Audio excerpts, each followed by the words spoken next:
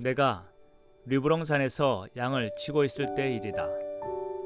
산속에서 양을 치고 있느라면 몇 주일 동안이나 단 한 사람도 구경도 하지 못한 채 양치는 개와 단둘이서 하루하루를 보내야 했다.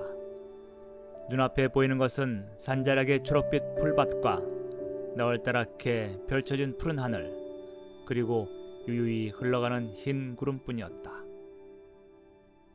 그리고 들리는 소리라고는 양의 울음소리와 양의 목에 달린 방울소리, 내 곁을 항상 든든히 지켜주는 양치기개가 가끔 짖는 소리뿐이었다. 때때로 몽두리르산 위에서 살고 있는 사람들이 약초를 찾아 이곳을 지나가기도 하고, 숯을 굽는 남자들이 나무를 구하러 가끔 비에몽 마을로부터 찾아오기도 했다. 하지만 그들은 오랫동안 혼자서 살아온 것이 습관이 되어서 내가 먼저 말을 걸기 전에는 아무 말도 하지 않았다. 내가 그들에게 산 아래 마을이나 도시에서 무슨 일이 일어나고 있는지 물어보아도 도리어 나에게 무슨 일이 있는지 다시 되묻는, 말하자면 세상 물정에 몹시도 어두운 사람들이었다. 그래서 그들이 지나가고 나면 나는 세상과 떨어진 듯한 고립감을 더욱 심하게 느꼈다. 그러므로 이곳에 보름마다 식량을 가져다주는 농장의 귀여운 꼬마 모습, 미아로의 웃는 얼굴이나 나이가 든 노라드 아주머니의 얼굴을 보는 것이 나에게는 유일한 큰 기쁨이었다. 식량을 싣고 온 농장 노새의 방울소리가 산비탈 아래에서부터 들려오면 내 마음은 조금씩 들뜨고, 뒤이어 아주머니의 다갈색 모자나 미아로의 얼굴이 산등성이 위로 약간씩 떠오를 때면 나는 기뻐서 어쩔 줄 모르곤 했다. 나는 식량을 내리기도 전에 그들에게 산 아래 마을에서 무슨 일이 있었는지 바쁘게 묻곤 했다. 누가 세례를 받았고 누가 결혼을 했으며 누가 마을을 떠났는지 등의 여러 가지 소식을 시시콜콜 물어보았다. 그러나 내가 무엇보다도 알고 싶었던 것은 바로 우리 주인집 아가씨에 관한 소식이었다. 주인집 아가씨 스테파네트는 이 세상에서 가장 아름답고 이 세상에서 내가 제일 좋아하는 사람이었다. 하지만 나는 꼬마 미아로나 노라드 아주머니에게 내 마음을 드러내지 않으려고 애쓰면서 아가씨의 소식을 조심스럽게 물어보곤 했다. 아가씨가 요즘에도 자주 파티에 참석하는지, 그리고 밤에도 나들이를 다니는지, 또 여전히 아름다운지, 그렇게 여러 가지를 묻는 내 마음속에는 언젠가 한번 보았던 아가씨의 활짝 웃는 모습이 자리잡고 있었다. 그때 누군가 내 마음을 읽은 사람이 너는 가난한 양치기에 지나지 않는데 어째서 아가씨에 대해 궁금해 하느냐고 묻는다면 나는 이렇게 말했을 것이다. 나도 이제 20살이 되었으며 스테파나트 아가씨는 이 세상에서 가장 아름다운 사람이라고. 어느 일요일이었다. 산에서 며칠을 보내노라면 금요일인지 토요일인지 잘 분간할 수 없지만 그날은 보름치의 식량이 이곳에 오는 날이었기 때문에 정확하게 요일을 기억할 수 있었다. 나는 식량이 오는 날은 며칠 전부터 손꼽아 기다리곤 했기 때문이다. 그러나 그날따라 웬일인지 식량을 실은 마차가 오후가 되어도 도착하지 않았다. 아침 나절에는 미사 때문에 늦는 것이겠지 하고 생각했다. 그러다 정오가 되자 갑자기 소나기가 세차게 내렸다. 이번에는 비 때문에 마차가 오는데 시간이 걸릴 테지 하고 나 자신 스스로를 위안했다. 3시쯤 되자 하늘은 물에 씻은 유리처럼 깨끗해지고 비에 젖은 산은 햇빛을 받아 선명하게 빛났다. 종호 무렵에 내린 소나기로 인해 세상은 다시 태어난 듯 반짝이고 있었다. 그때였다. 나뭇잎에 대롱대롱 매달려 있던 물방울이 톡톡 떨어지는 소리, 그리고 불어난 시냇물이 즐거운 듯이 넘쳐 흐르는 소리에 섞여 노새의 방울소리가 내 귀에 들려왔다. 마치 그것은 부활절에 울려 퍼지는 종소리처럼 경쾌하고 명랑한 소리였다. 그런데 막상 산등성이 위로 나타난 사람은 꼬마 미아로도 노라드 아주머니도 아니었다. 그 사람은 아가씨, 바로 스테파네트 아가씨였다. 산의 신선한 공기와 아름다운 풍경 속에서 아가씨는 두 볼이 사과처럼 빨갛게 상기되어 있었다. 그때 내 눈에는 아가씨는 숲의 유정처럼 보였다. 아름다운 스테파네트 아가씨는 노새에서 내리면서 연방 나이팅게일처럼 지저귀었다. 미아로는 갑자기 배탈이 나서 누워있고 노라드 아주머니는 휴가를 얻어 집에 다니러 갔기 때문에 자기가 이곳에 직접 오게 되었노라고 말했다. 아가씨는 아침 일찍 출발했지만 오는 도중에 길을 잃어 늦게 도착했다는 이야기도 덧붙였다. 내 마음은 나이팅게일처럼 지저귀는 아가씨의 귀여운 입을 보느라고 아무런 생각도 할 수 없었다. 꽃 모양의 화려한 리본을 머리에 달고 레이스가 눈부신 드레스를 아름답게 차려입은 아가씨의 모습은 길을 잃고 하루 종일 숲을 헤매다녔다는 말을 그 누구도 믿을 수 없게 했다. 내 눈에는 아가씨가 무도회장에서 춤을 추다가 바삐 빠져나온 모습으로 보였다. 아무리 바라보고 있어도 실증이 나지 않았고 지금까지 그렇게 가까이서 아가씨를 본 적은 처음이었다. 나는 겨울이 되면 산에 눈이 내리기 전에 양떼를 몰고 마을로 내려가 지내곤 했다. 그때 저녁 식사를 하러 주인 집의 식당으로 들어가곤 했는데 가끔 아가씨가 거실을 가로질러 가는 것을 볼 수 있었다. 아가씨는 하인들과는 거의 말을 하지 않았고 눈도 잘 마주치지 않았지만 항상 멋있게 차려입고 웃는 얼굴을 하고 있었기 때문에 집에 있는 하인들은 누구나 아가씨를 좋아했다. 그 아가씨가 바로 지금 내 앞에 있는 것이다. 마치 오직 나 하나만을 위해서 이곳에 와 있는 것이다. 방긋방긋 웃는 얼굴로 산속의 풍경이 신기한 듯 눈을 두리번거리며 내 앞에 서 있었다. 그런데 어떻게 내가 넋을 잃지 않을 수 있을까? 스테파네트 아가씨는 바구니에서 식량을 꺼내어 내게 주었다. 내가 식량을 안으로 나르는 동안 아가씨는 주위를 돌아다녔다. 아름다운 나들이 옷이 더럽혀질까봐 치맛자락을 살짝 축혀들었기 때문에 아가씨의 작은 발이 보였다. 아가씨는 울타리가 쳐진 목장 안으로 들어갔다가 꼬리를 흔드는 개의 머리를 쓰다듬어 주었다가 내가 사는 방 앞을 기웃거렸다. 그러다가 방문을 열고 방 안을 유심히 들여다보았다. 양털 가죽과 집단으로 만든 잠자리며 벽에 걸린 커다란 비옷, 구식, 엽총 등을 아가씨는 신기한 듯 빤히 바라보았다. 그러니까 여기가 네 방이란 말이지? 여기서 혼자 밥도 먹고 잠도 잔다는 말이야? 아, 얼마나 외로울까. 그래, 너는 도대체 무슨 생각을 하면서 살고 밤마다 무슨 꿈을 꾸면서 잠이 드니? 오직 아가씨만을 생각하며 하루하루를 보낸답니다. 나는 그렇게 대답하고 싶었다. 그렇게 말한다고 하더라도 거짓말은 아니었다. 그러나 나는 부끄러워서 차마 그렇게 말할 수 없었다. 사실은 그 말은커녕 너무나 당황한 나머지 아가씨에게 단 한마디도 대답하지 못했다.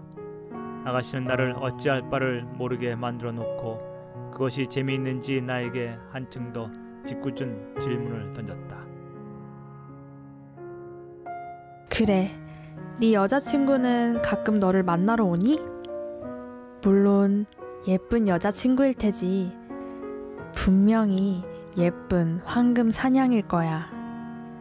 아니면 산봉우리 위로 노래를 부르며 뛰어다니는 요정이든지. 아가씨는 나를 놀리면서 약간 고개를 젖히고 하얀 이가 드러나도록 웃었다. 그 모습이야말로 내게는 갑자기 나타났다가 산 너머로 사라지는 요정처럼 보였다. 아가씨는 여기저기 한참 동안 둘러보더니 내려갈 준비를 했다. 잘 있어, 목동아. 조심해서 가세요, 아가씨. 아가씨는 빈 바구니를 싣고 노새 잔등에 올라타고 돌아갔다. 경사진 오솔길을 아가씨가 사라지는 모습을 나는 오랫동안 지켜보았다. 아가씨의 모습이 내 시야에서 사라진 뒤에도 내 귓가에는 발밑에 돌멩이를 톡톡 차는 소리가 들리는 듯했다. 마치 그 소리는 돌멩이가 내 마음을 차는 소리처럼 들리는 것 같았다. 그리고도 오랫동안 나는 그 소리에 귀를 기울이고 있었다. 해가 산 너머로 질 때까지. 나는 아가씨의 아름다운 모습이 한낮의 꿈처럼 사라질까 두려워 그 꿈을 지키고 서 있었던 것이다. 저녁이 되자 산골짜기가 비추색으로 물들기 시작하고 양떼들이 매 하고 처량하게 울면서 저마다 우리 안으로 다투어 들어갈 때였다. 어두워진 비탈길 저 아래에서 누군가 나를 부르는 소리가 들렸다. 나는 곧장 누군가 하고 나가보았다. 그랬더니 내 눈앞에는 아름다운 스테파네트 아가씨가 꿈처럼 서 있는 것이 아닌가. 좀 전에 명랑하던 아가씨의 모습은 온데간데 없고 물에 흠뻑 젖어 주위에 오들오들 떨고 있었다. 아마도 산 아래 강을 건너다가 빠질 뻔한 모양이었다. 올 때는 물이 불어있지 않아 쉽게 건넜지만 돌아갈 때는 정오 무렵에 내린 소나기로 계곡에 물이 불어 있었던 것이다. 그 강을 무리하게 건너려다 빠졌었나 보다.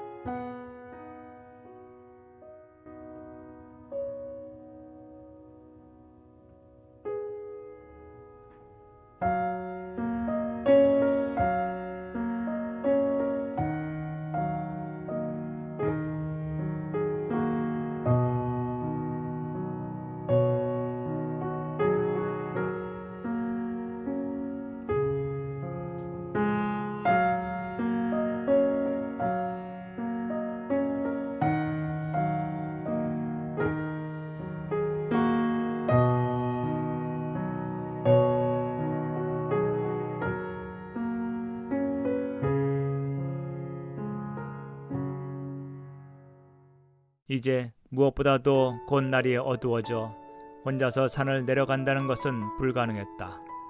내가 아는 지름길이 있었지만 몹시 험하기 때문에 아가씨 혼자서는 도저히 찾아갈 수 없을 것이며 그렇다고 양떼를 이 속에 두고 아가씨를 데려다 주러 산을 내려갈 수도 없는 노릇이었다. 아가씨는 추위와 두려움 때문에 몹시 힘들어했다. 그렇지만 그것보다도 이곳에서 밤을 새우면 산 아래에 있는 가족들이 걱정할까봐 괴로워하는 것이었다. 나는 아가씨를 안심시키려고 노력했다. 7월의 밤은 짧고 곧 아침이 온다고 말해주었다. 나는 아가씨의 머리와 옷을 말리기 위해 서둘러 모닥불을 피웠다. 그리고는 저녁으로 양젓을 정성 들여 듬뿍 짜서 치즈와 함께 아가씨에게 주었다. 그러나 아가씨는 모닥불 근처에 오려고 하지도 않았고 음식을 먹으려고도 하지 않았다. 아가씨의 맑은 두 눈에는 눈물이 맺혔다. 이런 아가씨의 모습을 지켜보는 나도 그만 울고 싶었다. 그러는 동안 날이 완전히 저물었고 서쪽 하늘에는 옅은 안개 같은 빛이 조금 남아있을 뿐 해는 완전히 자취를 감추었다. 나는 아가씨를 내 방으로 안내했다. 집단을 새로 깔고 제일 좋은 모피를 새로 깔아놓고 아가씨에게 인사를 하고 나왔다. 그리고는 모닥불 옆에 앉자 양치기개가 따라와 내 신발에 코를 비볐다. 내 가슴은 아가씨에 대한 열정으로 터질 것 같았지만 조금도 나쁜 생각은 들지 않았다. 아가씨가 못장 한 구석에 있는 내 방에서 내가 지켜주는 양떼들 바로 곁에서 가장 순결하고 가장 소중한 양이 되어 쉬고 있다고 생각하니 가슴이 벅차올랐다. 나는 이제껏 밤하늘을 바라보며 살아왔다. 그러나 그날 밤에 본 하늘처럼 그토록 깊고 푸르며 별들이 아름답게 떠 있는 것을 본 적이 없었다. 나를 둘러싸고 있는 산과 내 머리 위에 있는 하늘이 어제의 것과는 달라 보였다. 그렇게 내가 멍하니 별을 바라보고 있는데 갑자기 방문이 열리더니 아가씨가 걸어 나왔다. 아마도 아가씨는 낯선 곳에서 잠을 이룰 수 없었나 보다. 양들이 잠자면서 바스락거리는 소리를 내고 간혹 매 하고 우는 소리가 바로 귓가에 들렸을 것이다. 그래서 양들처럼 잠을 못 이루고 뒤척이다가 차라리 따뜻한 모닥불 곁으로 오고 싶다고 생각했을 것이다. 아가씨는 내 옆에 앉고 불 속에 무엇이 타고 있는지 보려는 듯했다. 이때 나는 양털 가죽을 벗어 아가씨의 어깨 위에 걸쳐 주었다. 그리고 우리는 아무 말 없이 나란히 앉아 있었다. 밤이 되면 또 다른 하나의 세계가 펼쳐진다. 누구든 단 한 번만이라도 모두가 잠든 한밤중에 아름다운 별빛 아래에서 어둠을 응시해 본 적이 있다면 알 것이다. 낮과는 전혀 다른 시간과 공간이 고요한 밤의 정적 속에서 눈을 뜬다는 것을. 살아있는 것들은 더욱 깊고 맑은 소리를 내며 연못에서는 작은 불꽃들이 춤을 추고 나무들은 더욱 신선한 공기를 내뿜는다. 산의 요정들이 이 산에서 저 산으로 뛰어다니고 낮에는 전혀 들리지 않았던 작은 소리도 생생하게 들린다. 나뭇잎 하나가 가지에서 떨어져 땅 위를 스치는 소리, 잎에 매달린 물방울이 풀잎 위로 떨어지는 소리, 밤에만 우는 이름 없는 새의 울음소리. 그런 것들은 마치 나뭇가지가 더욱 힘차게 자라고 풀잎이 더욱 새롭게 돋고 물방울이 더욱 넓은 곳을 찾아 떠나는 것 같은 소리이다. 이런 밤의 세계를 처음 맞닥뜨린 사람이라면 혹시 무서울지도 모른다. 하지만 내게 들려오는 모든 소리는 친근한 것이었다. 하지만 아가씨는 바스락거리는 소리만 들려도 깜짝 놀라 내게 바싹 다가앉았다. 한 번은 연못가에서 애처롭고 긴 소리가 우리 두 사람 쪽으로 울려 퍼졌다. 그 소리가 뭘까 하고 생각하는 순간 아름다운 유성 하나가 방금 소리가 난 쪽으로 흘러갔다. 그래서 소리가 마치 유성을 이끌고 사라진 것처럼 느껴졌다. 저게 뭘까? 천국으로 들어가는 영혼이랍니다. 나는 그 유성이 떨어진 곳을 향해 송호를 그었다. 아가씨도 내가 하는 것을 보더니 따라서 송호를 그었다. 그리고는 별들이 있는 하늘을 잠시 올려다보고는 내게 다시 물었다. 목동들은 모두 점성가라던데 사실이야? 점성가라니요? 하지만 여기서 이렇게 오랫동안 별들을 바라보고 있으면 별들의 속삭임을 듣는 것 같을 때가 있지요. 그러나 산 아래에 살고 있는 사람보다 별들에 대해 더 많이 알게 된답니다. 아가씨는 한 손을 턱에 괜 채 금발의 곱슬머리를 양털 가죽 위로 늘어뜨리고 하늘을 올려다보고 있었다. 그 천진난만한 모습은 마치 하늘나라에서 온 귀여운 천사 같았다. 참 많네. 저렇게 아름다운 별들이 빛나고 있다니. 저 별들의 이름은 뭘까? 너는 알고 있니? 그럼요, 아가씨. 우리들 바로 위에 있는 저 별들이 성자크의 길 은하수입니다. 옛날에 용감한 샤를마니 왕이 사라센을 정복하러 갈 때 갈리스의 성자크가 왕에게 길을 가르쳐주기 위해 그려놓은 것입니다. 프랑스에서 스페인까지 쭉 뻗어 있지요. 저쪽으로 멀리 보이는 것은 영혼의 술의 큰 곰자리입니다. 바퀴 4개가 반짝여서 마치 수레처럼 보이지요. 뒤에 있는 3개의 별은 수레를 끄는 3마리의 짐승이고 맨 앞에 반짝이는 작은 별이 마블합니다. 그리고 그 주위에 흩어져 있는 별들은 하느님께서 하늘나라에 드리고 싶어 하지 않은 영혼들이랍니다. 좀 더 아래에 있는 별은 갈퀴라고 부르기도 하고 세 사람의 왕 오리온이라고도 부르지요. 우리들 목동들에게는 시계구시를 하는 별이랍니다. 저 별이 지금 하늘 중간을 지나는 걸 보면 지금이 자정이 지난 시간이라는 것을 알 수 있습니다. 좀 더 아래 남쪽에 장드 밀랑 시리우스가 빛나고 있지요. 횃불 모양의 저 별은 재미있는 이야기를 갖고 있습니다. 어느 날 밤 장드 밀랑이 3명의 왕과 병아리 장과 함께 친구 별의 결혼식에 초대를 받았습니다. 병아리 장이 제일 먼저 도착하고 싶어서 곧장 위로 높이 솟아 올라가고 있었지요. 저 하늘 꼭대기에서 3명의 왕은 병아리 장을 뒤쫓아 갔습니다. 그런데 게으름쟁이 장드 밀랑은 잠이 너무 많아서 늦게 일어났지요. 친구들이 먼저 가버린 걸 알고 화가 난 장드 밀랑은 그들을 멈추게 하려고 지팡이를 냅다 집어 던졌지 뭡니까. 그래서 지팡이에 맞은 3명의 왕을 장드 밀랑의 지팡이라고도 부른답니다. 그렇지만 뭐니뭐니 해도 세상의 모든 별 중에서 가장 아름다운 별은 우리들의 별입니다. 저 목동의 별 말입니다. 새벽에 양떼를 몰고 나갈 때에도 떠 있고 저녁 무렵 양떼를 몰고 목장에 돌아올 때도 우리를 지켜보는 별이지요. 우리는 마그론느라고도 부른답니다.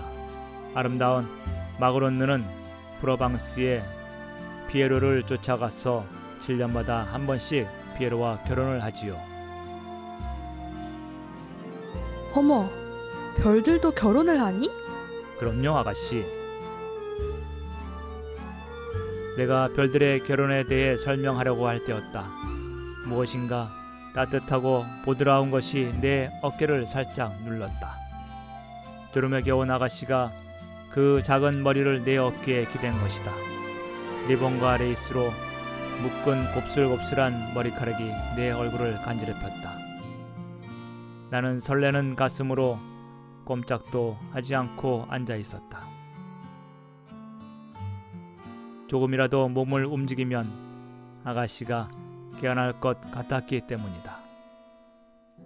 아가씨는 하늘 한쪽이 밝아오고 별이 그 빛을 잃을 때까지 내 어깨에 기대어 잠들어 있었다. 우리들 주위를 돌고 있는 별들은 순한 양떼처럼 제 갈 길을 찾아서 가고 있었다. 나는 밤의 성스러운 비호를 받으며 순결한 마음을 잃지 않았다. 나는 몇 번이나 마음속으로 중얼거렸다. 저 많은 별들 중에서 가장 귀하고 가장 빛나는 별 하나가 길을 잃었노라고. 그리고 그 별은 내 어깨 위에 살며시 내려앉자 고이 잠들어 있노라고.